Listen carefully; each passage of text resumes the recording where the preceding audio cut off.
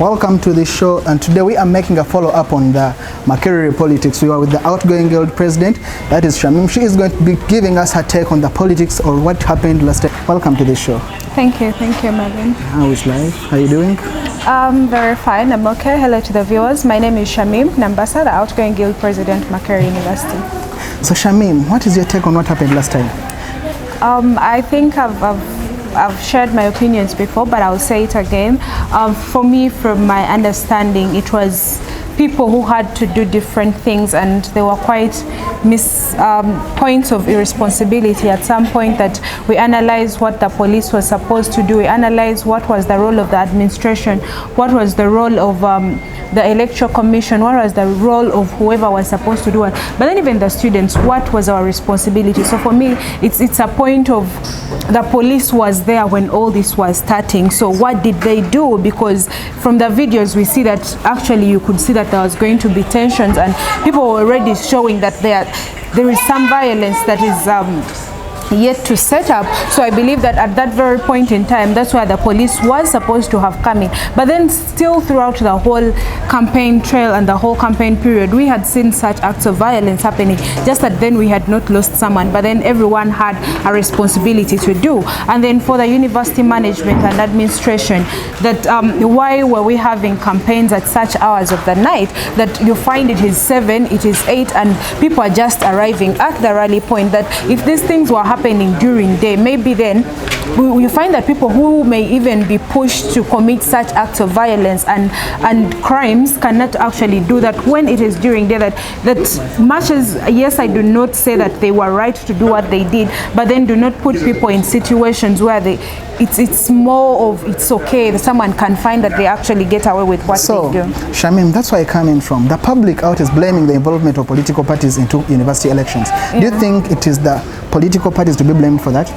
I've seen so many people actually bring out such kinds of debates, but then I find them, I don't want to use a very bad word, but then they are not really well thought of, because we must appreciate that political parties have been there. For the past 87 times, we've had political parties. From the first guild president to me, the 87th, we've had political parties that have been in these spaces, and then you cannot say that it is because of these political parties that people are actually losing their lives. So what happened the previous 87 times? Why didn't we see such kinds of extremes happening? So it brings me to the fact that how do we then look at it, that you can't say it's political parties when they've always been there, that it even goes back to the national, and we have to look at it in a bigger picture, that you can't just say it's because of this or this, that we need to understand what is causing this, and you can't say that you're going to push out political parties out of university politics, because we must appreciate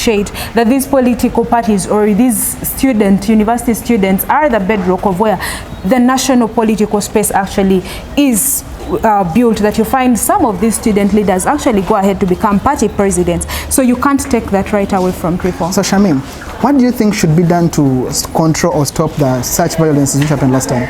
What should be done? First and foremost, I think we've seen that the select committee went ahead and called people to come and give their submissions and all that. I would want to believe that people actually do look at this picture, at this in a bigger picture, rather than just focusing on small things, that this person died because of this and this. And so that's when we go into debates of what can be done. We must first identify where did we go wrong, how did we get up to this point. But then most importantly for me, I would think that it is time the university management and administration first and foremost work with the student fraternity. But then you find that we are at such a point where all students have been pushed away, that we are all in silence, and we must all appreciate that this stuff of going to neutral grounds and all that started when they passed regulations, I think in 2019. And they were passed in the university council. By then we were in the COVID period, so there were no people, and that's when they said remove rallies from halls of residence, put them to neutral grounds. And then what happened? So maybe it is time for us to go back and revise these regulations, that why are we actually doing this? But then I had already talked about it, can we have these campaigns actually happening during the day? But then most importantly, we have never seen Genome 7 and His Excellency Bobi Wine at the same campaign rallies. So what makes you think that you can actually bring Hussein Ibra, you can bring Justice, you can bring Dangote to the same campaigning ground? So first and foremost, let them go back and see that if in national politics, yes, we may go to these extremes, but then we see how they happen, but it's not because we are having the same political parties in the same space. So first and foremost, let them allow the EC to draw roadmaps that say at this very point in time, this candidate is going to be having a rally here and the other candidate somewhere else and all that. So we have avoid that pulling of ropes whenever they meet. But then also now someone talks about debates. We can go ahead and have debates. We've been having debates on TV, so they can still do that. We can have the intellectual bit of it, but then also let's revise the means in which we do these things. So, Honorable Shamim, the elections have been suspended from Makerere University. Yeah. What have you done as students leaders? First and foremost, as the student fraternity, we have a student select committee which was voted for and appointed by the student leaders, aspirants. But then also personally, we had a press conference recently and we raised our concerns on the same. But then still, even as we move forward, we are questioning the way in which the University Council is actually operating, and I've already written my statement which I'm going to submit, because at that point in time when they suspended student leaders, they suspended everyone, they did go against what the Universities and other tertiary institutions act says, because it is clear at any one point in time students must have 2 representatives on the University Council, which was actually not done. So then we questioned the resolutions that were passed during that meeting. Were they actually supposed to be passed? Are they actually legal? But then also we believe that as the student fraternity, we have demanded for an election before exams start on 15th August. And if we do not see that happening, we are willing to go to the extremes. I'm not killing people, I need to be clear about that, but then we are going to come out and speak and raise our voices the way we've always done it. So Shamim, what's the fate of Makerere according to what is happening right now? How do you see the fate of Makerere politics? The fate of Makerere politics and from the way it is right now is that we are looking at a university where the management and administrators think that they are the only ones that are opinionated.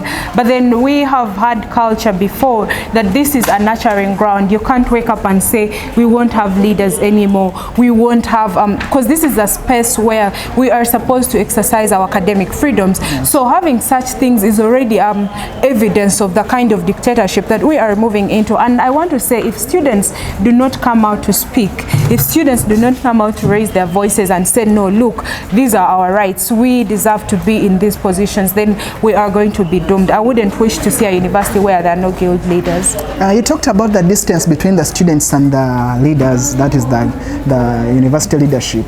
What should we do? What should be done to bridge up that space?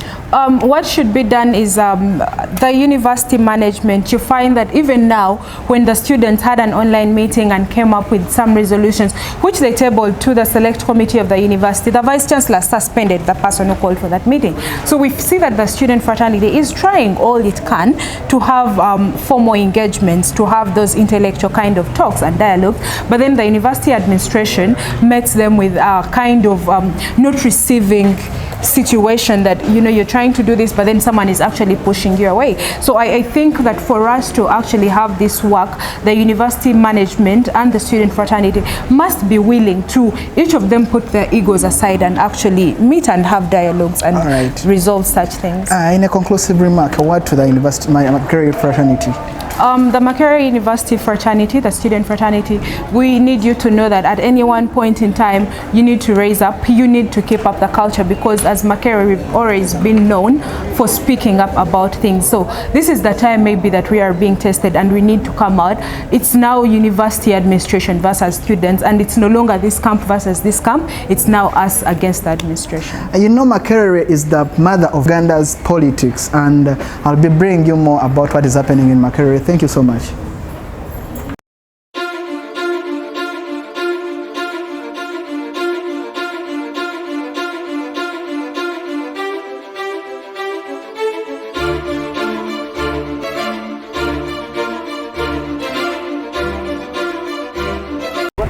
Still making a follow-up on the MOOC politics. I'm with a colleague who is going to be telling us more. Welcome, sir. Thank you a lot for hosting me. Yes, can you introduce yourself to the public or our viewers? Yeah, my name is Kabuulwa Muzafaluh. I'm a student doing journalism and communication year 2, Makerere University. So Muzafaluh, I'm told you're among the people who were here during the campaigns and saw what happened. Someone died from the campus due to the political situation which was going on at the rallies. So as a viewer or a person who was there, first, how was the state, how was the situation, what happened? Maybe to first set the record right, yes. I did not